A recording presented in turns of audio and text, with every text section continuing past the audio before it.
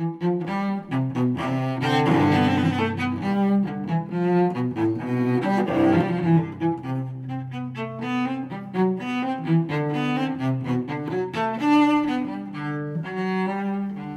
Maggie McGinnis, Professor of Religion and Theology and former Vice President for Mission at LaSalle University in Philadelphia. Today, I'm talking with Brother Robert Schieler as he reflects on the 300th anniversary of the death of St. John Baptist de LaSalle and the year of Lasallian vocations. Brother Robert, 2019 marks the 300th anniversary of the death of the founder, and it is also the year of Lasallian vocations. Could you say something about what this year means for you and for the Institute? Sure, and thank you for the invitation, Maggie, to be with you today.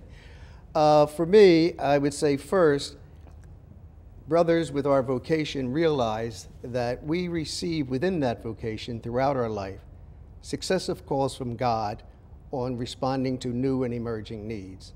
So this year is an opportunity for the brothers to reflect on what am I being called to today. Secondly, I would say that it's an opportunity to acknowledge, to appreciate, to support all Lasallian vocations, the many, many thousands of women and men who are living their own vocation through the Lasallian charism. And third, I would urge the brothers to consciously, creatively, consistently, to invite young people into our communities to experience our life as brothers. Certainly young men to consider the life as a brother. So that's, in a nutshell, what it means for me this year. Do you get any inspiration from de La Salle's time about what this might all mean for us today? Oh, sure, certainly. First of all, I would say we are not celebrating a memory.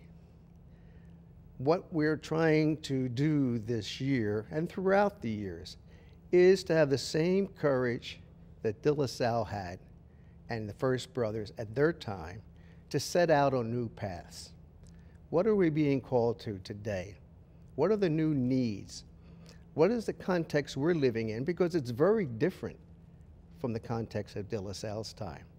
So the inspiration is, let us have the same courage that the LaSalle and the first brothers had to meet the needs of the time. The global Lasallian theme for 2019 is "Were Not Our Hearts Burning," based on the story of Emmaus.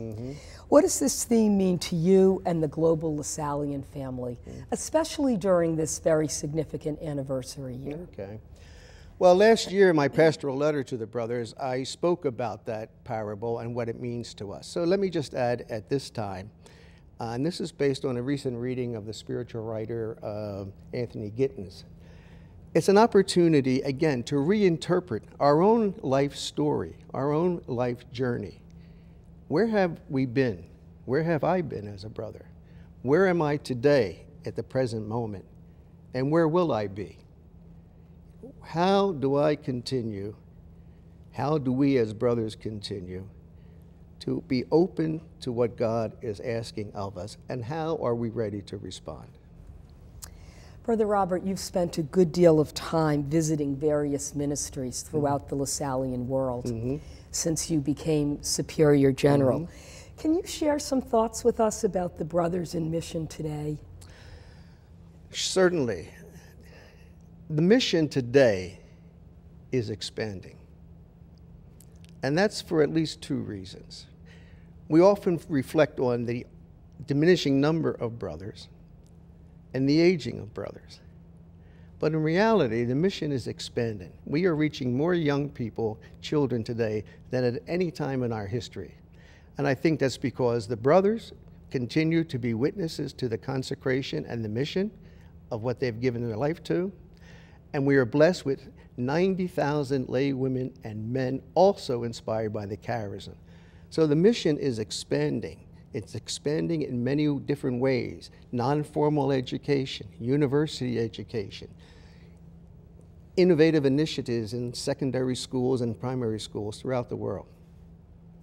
Can you maybe offer us a couple of examples of some new missions and where you see the mission expanding? Well, very recently, in the past year, we opened a school in South Sudan, the newest country on the planet, engaged in the Civil War. More recently, we went to Samoa. Our brothers in Australia, and Lasallian partners in Australia, opened a school in Samoa. And we're on the verge of opening a new mission in Ghana. So those are 3 new countries where we have not been, and are good examples of how the mission is expanding in areas of the world where there's need. And where do you see the role of associates in all of this? I mean, absolutely critical. In 1965, there were 16,000 brothers. That's our largest number ever. We were teaching 700,000 students around the world. Today, we're 3,600 brothers, and we're teaching 1 million students around the world. The mission is expanding because many lay women and men of every religion, of every ethnicity, of every culture are inspired by the charism and are responding to it in our schools and institutions and centers around the world. In your writings and presentations, you often highlight the brothers' community life and their life of prayer. Could you say something about those 2 themes that often appear in your work? Well, as the brothers know, there are 3 constitutive elements to our vocation: mission, consecration, community. We're doing very well with mission. We can do better in the other 2 areas. So that's why I'm always focusing on community life. Because if there's going to be any positive response to real needs today, it's not what Rome tells us to do. It's what we decide to do in community. So as a community, we need to be in dialogue with each other. We need to be a real community. We're not called to the common life. We're called to community. And that means we trust one another, and we're willing to share our faith and our experiences of God with one another. And when we do that, we're going to respond in new and creative ways to young people today. The number of brothers today, as you mentioned a few minutes ago, are not what they were in the last century. But yet young men continue to be called to the Institute and to the consecrated life. Can you tell us something about these young brothers and what they're doing? And well, for me, they're very courageous, because it's not common any longer for young women, young men to enter religious life. Yet they're open to it. Young people in general, as you know, across the globe, have lost faith in civil and religious institutions. They don't believe in those institutions any longer. But they do believe in people who live an authentic life and who live a committed life. And I think we brothers have the opportunity to engage in dialogue with these young people, because they're mystified. Why would you live your life this way? Why would you live your life this way for 20, 30, 40, 50 years? So that's why I say it's important for our communities to witness a prayer life, to witness community that is open in dialogue and welcoming to young people. So, as we come to the end of our conversation, what final thoughts would you like to share? Well, going back to the idea of community, brothers, the gospel is our fundamental reference point. We know that. And we're challenged to live the 3 constitutive elements of our vocation: community, mission, and consecration. And we need to live them in an integrated manner. In my own life, whatever assignment I've had, whatever ministry I've been engaged in, I've asked myself, are these 3 elements integrated in me as a person? And when they were, everything was fine. But when they were not, what was I going to do about it? So I simply asked the brothers during this very important year to ask yourself that question. Where you presently are, do you feel you're living in an integrated manner these 3 elements? Because we need to integrate the gospel message in our life every day. And we need to continue to say yes to God's will for us each day.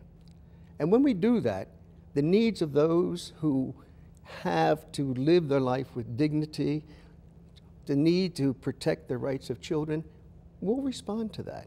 We will go to the poor with the heart of a poor man.